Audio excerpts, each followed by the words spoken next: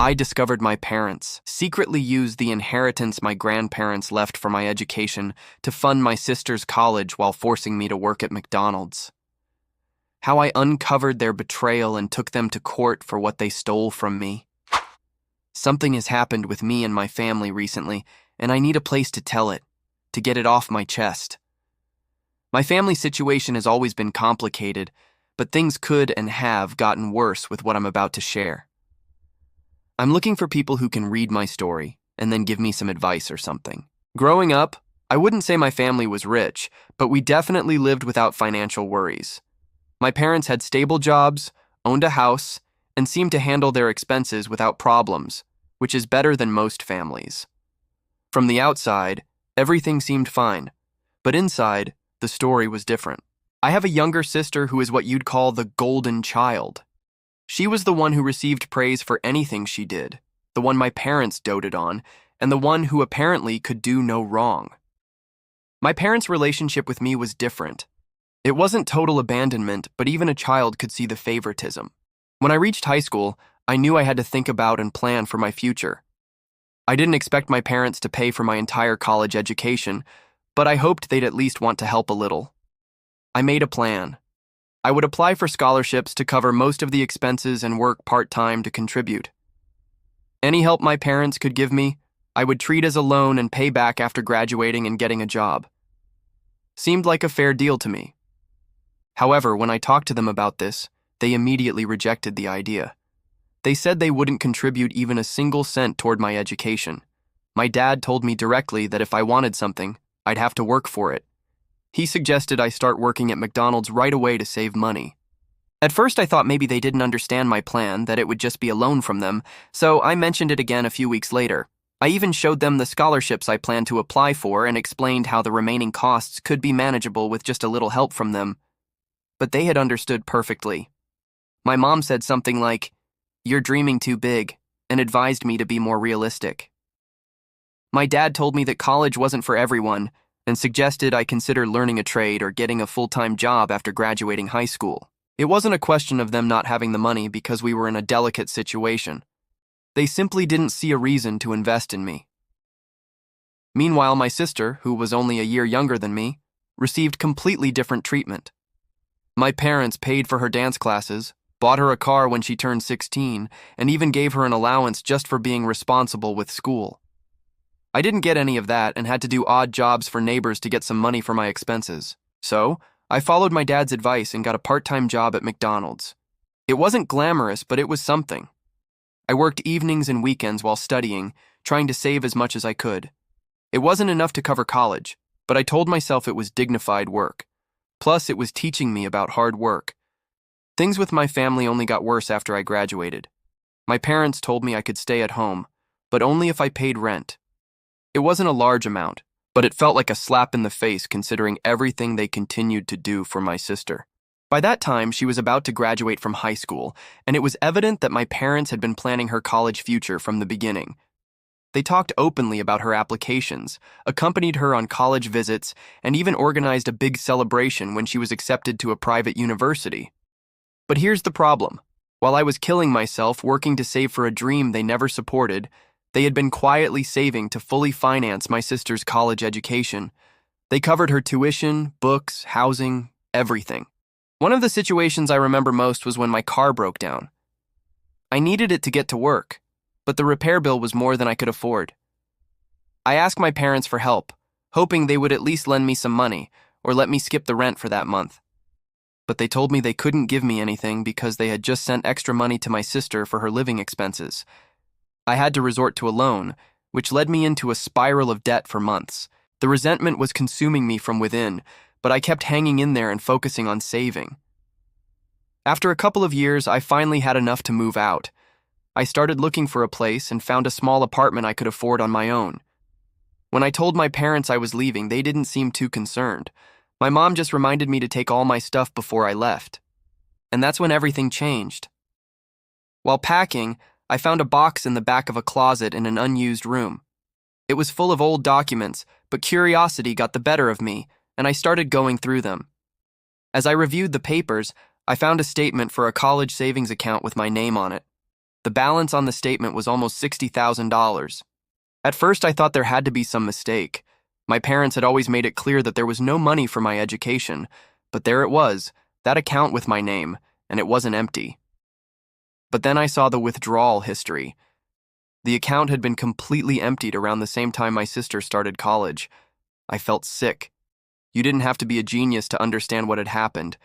My parents had saved that money for me at some point, but when the time came, they decided my sister's education was more important. I confronted my mom immediately. Her face went pale when she saw the statement in my hands. She tried to make excuses, saying they had to use it for household expenses, but the timeline didn't add up. It was clear they had used the money to pay for my sister's tuition. I didn't stay to hear the rest of her excuses. I finished packing my things and left that same night. Since then, I've talked with some friends about what to do. Some believe I should take legal action since the account was technically in my name, but I'm not sure if it's worth the effort. Part of me just wants to move on and leave everything behind, but another part feels I deserve justice for the way they treated me. Even now, I can't believe they were willing to sacrifice me to give my sister an advantage. I don't know if I'll ever be able to forgive them for this. Do you have any advice or suggestions on what I should do next? Update 1. A couple of days have passed since I posted, and I've had time to calm down and think things through. First, thank you to everyone who took the time to comment and give me advice. The vast majority of comments suggested consulting a lawyer, saying it wouldn't be a big deal to at least get a professional opinion.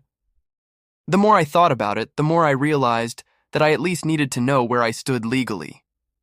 If they really emptied that account without my permission, I had a right to know if there was anything I could do about it.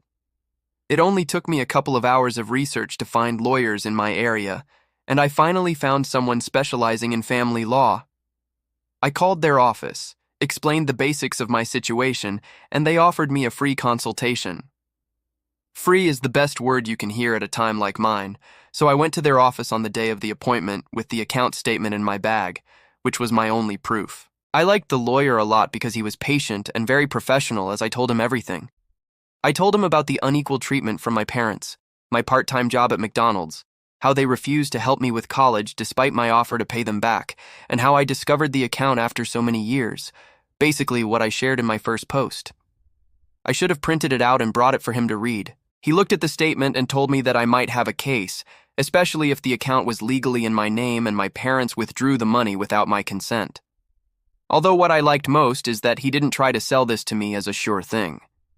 He explained that proving unauthorized use of the funds could be complicated, especially if my parents tried to argue somehow that they used the money for household expenses or for my benefit. Even if I won the case, there was no guarantee I would recover the money since my parents might not have it anymore. And then there was the cost. Legal battles aren't cheap, and I had to consider whether it was worth the time, money, and emotional energy this would involve. I left the meeting with mixed feelings. On one hand, I was glad I had taken that step and gotten information about my options. On the other hand, the idea of dragging this out for months or even years is a bit intimidating. I haven't decided yet if I'm going to go ahead with the lawsuit, but I have time to think about it. Meanwhile, I've been focusing on getting settled and organizing my life. I just moved out on my own, and it's quite a challenge. Finances are tight, but I'm getting by. To make things a little easier, I recently got another part-time job. It's not my dream job, but it's flexible, and the pay is decent enough to cover the essentials. Between that and my shifts at McDonald's, my schedule has been full, which in a way has helped me. Staying busy makes it easier not to think about everything that's happened, and every dollar I earn brings me closer to a stable life. I've also been thinking about college. Although my plans were ruined at the time, that dream never disappeared. After everything I discovered with the account, I realized I couldn't let my parents' decisions define my future. If they don't want to invest in me, then I'll do it myself. I started researching options to go back to school part-time. I know it's not going to be easy, especially with work and my financial responsibilities, but it's not like I have many options in that area right now. I spent an entire night researching local community colleges and programs that offer online courses. There's a lot to consider: how to pay for it if I can balance it with my jobs, and if I'll have time to do the assignments, but that's life, I guess. I've also been looking into financial aid options and scholarships, though they come with their own setbacks. About my parents, I haven't spoken to them since I moved out. They know that I know, but I don't want to confront them with all this because I know they won't give me the money back. I know them too well to know they'll never do that. So for now, it's better to keep the possibility of suing them a secret so that when it happens, it'll be a surprise. I don't think they expect me to do anything, and that's what motivates me the most to sacrifice everything to sue them. Something curious that happened recently is that I received a text message from my sister. It was short and vague, something about missing me and hoping I was okay. I haven't responded. I don't know why she's writing to me. Does it have something to do with what I discovered? She practically never writes to me, so it's very strange. I like to focus on the positives now, having a roof over my head, a plan to move forward, and my complete independence. Update 2. After talking with the lawyer again to answer some questions, I decided to send my parents a formal letter demanding they return the money. I've never been someone who enjoys confrontations, so this was a big step outside my comfort zone, but my lawyer made it manageable. He helped me draft the letter to be professional, direct, and without room for confusion. It's our first step, and if they don't accept this, then we'll have to go with a formal lawsuit. We included everything: the account details, the withdrawals, and a clear demand for a refund. Once it was ready, I sent it and prepared for their reaction. I thought they would simply ignore it as a joke coming from me. That was something they could do, considering how they've been in the past with me. But to my surprise, my dad called me the next day, so it had some effect on them. From the first second, he was furious.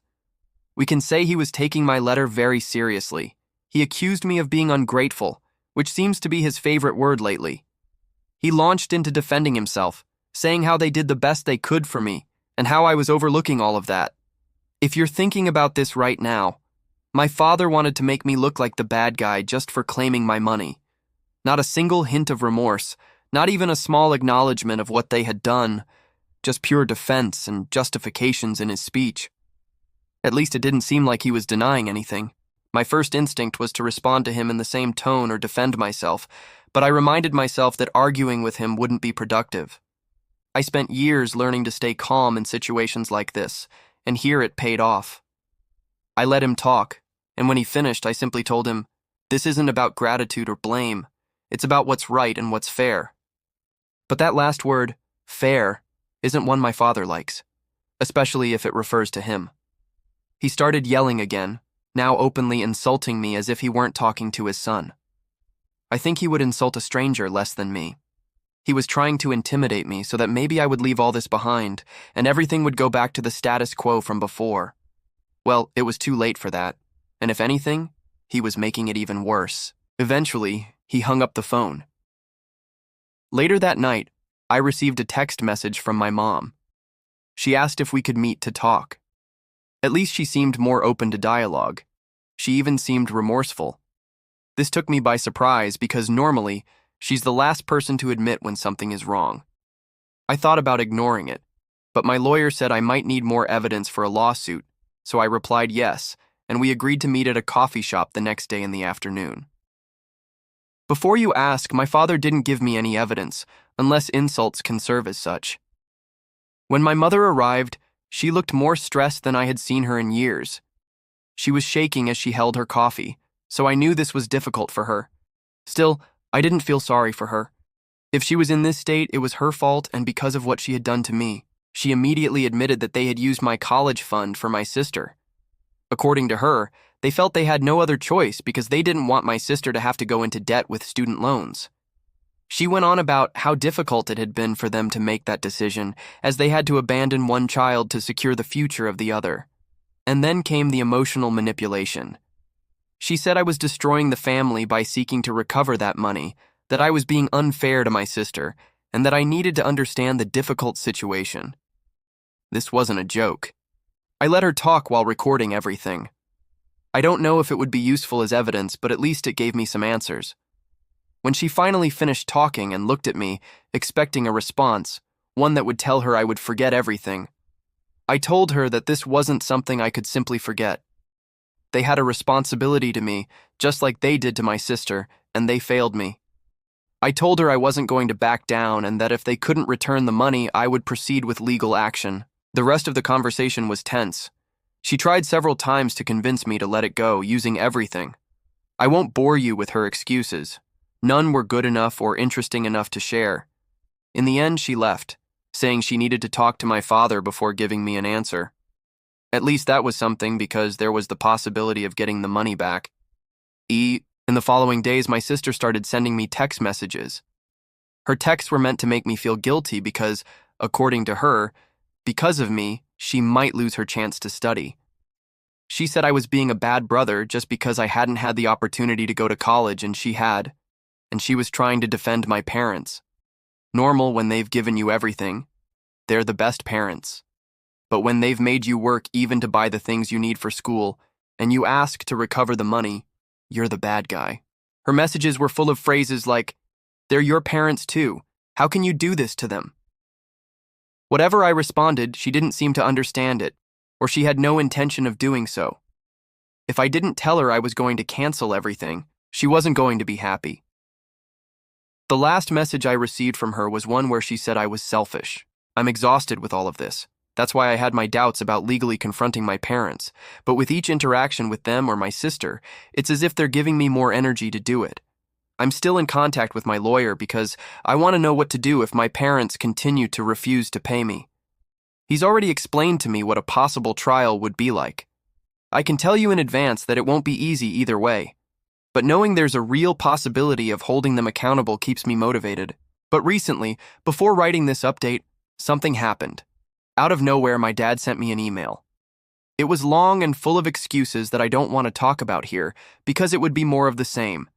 But at the end, he mentioned that they might be willing to return part of the money and payments if I gave up legal action. Well, it's the first sign that they were willing to give in. Sure, it seems like a half-hearted attempt, but it's better than I expected. I forwarded it to my lawyer and asked for his opinion. His response was clear. Partial payment wasn't enough. Plus, he told me that if they're willing to negotiate just with a letter, it's because they're afraid of what might happen. He suggested drafting another letter with specific repayment terms, including a timeline and exact amounts. They wanted to send small amounts each month, but I want and need larger amounts since it could be what I need to leave one of my part-time jobs and dedicate that time to studying. Now I just have to write this new letter and see what the response is. The terms are far from what they proposed, but we'll see how close they come to what I'm asking for. Update 3. My parents didn't want to accept the conditions of my last letter, so here I am with another update.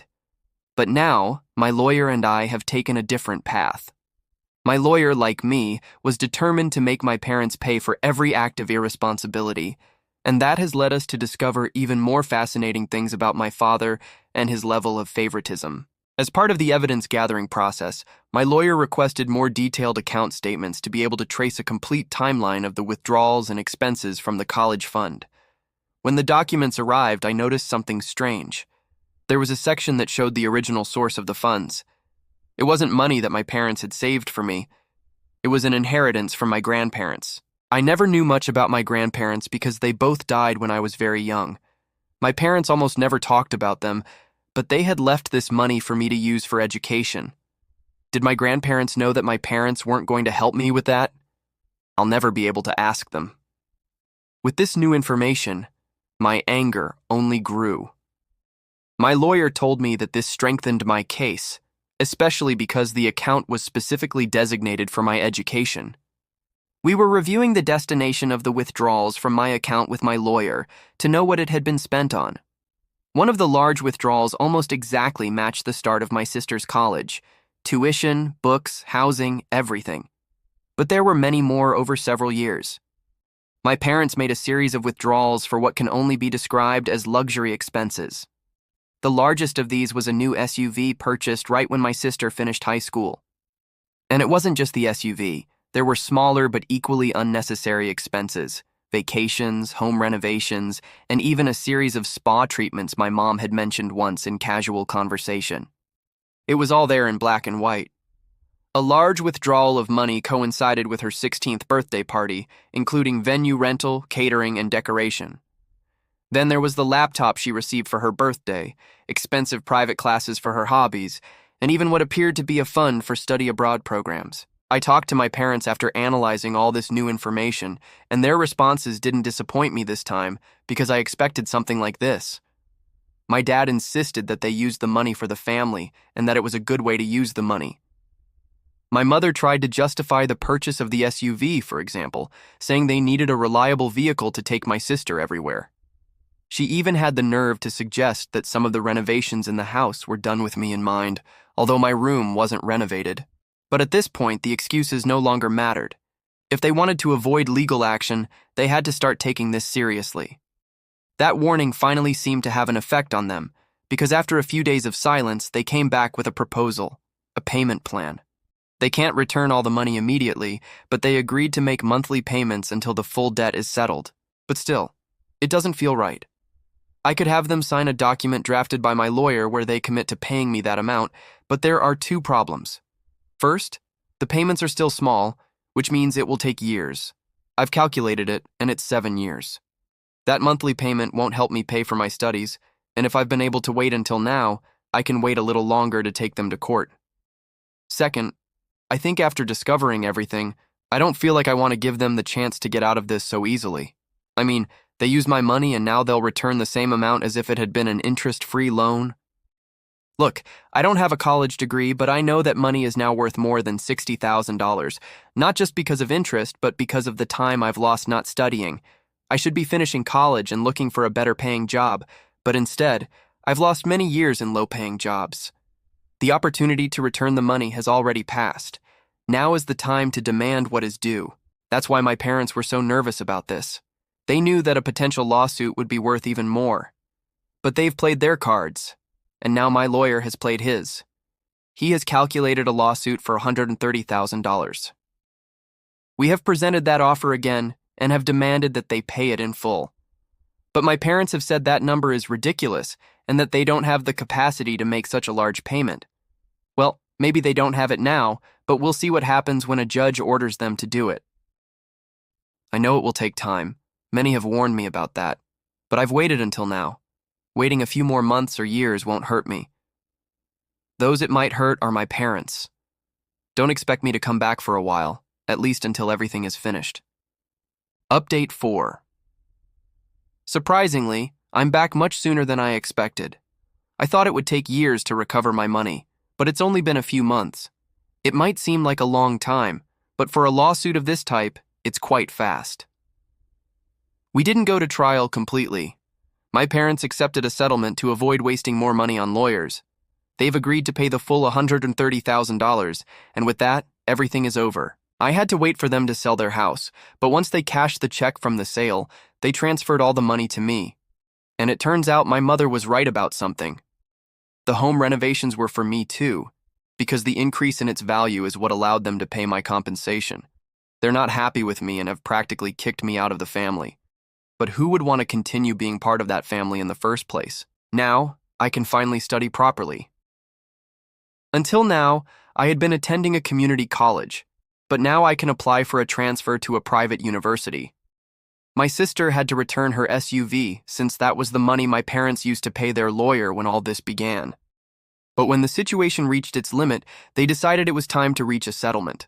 I also had to face high legal costs, so I haven't kept the full $130,000, but it's much better than the initial $60,000 they offered me. My parents tried to negotiate for $60,000, but with my lawyer's expenses, I would have ended up with much less money. They complained that the legal costs were too high, to which I simply replied that they could apply for a job at McDonald's if they needed money. My sister doesn't talk to me either, but that was predictable, knowing that she enjoyed the money that was rightfully mine. And yes, she knew perfectly well where the funds my parents used on her came from, which makes everything even worse. What makes it even worse is that my grandparents had also left a fund for her, but that was the first one my parents spent on their lifestyle. I guess she could sue, but for that, they'll have to wait for her to make her own post here. Though I don't think she even has an account because she hasn't read my post, or at least she hasn't commented on it to me. So I don't feel bad that she had to leave her expensive university. I don't know where she'll study now, but I'm not interested either. The only thing that matters to me is to resume my original plan. Study and build my own life.